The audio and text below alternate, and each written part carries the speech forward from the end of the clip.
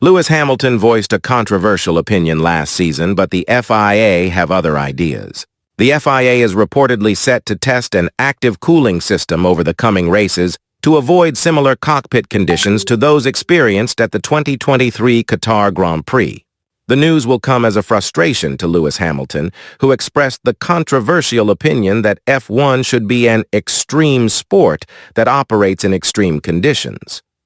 When the drivers arrived in Qatar last year, they were subjected to intense temperatures, and the heat issues only got worse in the cockpit during the race. Many were spotted keeling over through exhaustion in Parc Ferme after the Grand Prix, while Logan Sargent was forced to retire mid-race after suffering extreme symptoms. Esteban Ocon was also subjected to miserable conditions, throwing up in his helmet during the race, while Lance Stroll complained that he was passing out in the corners as his vision blurred.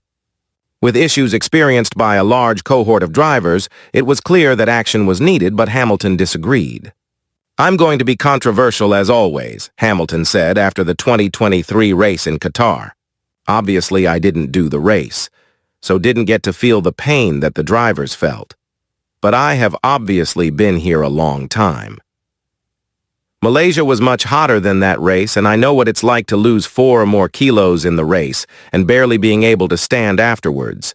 My feeling towards it is, this is an extreme sport.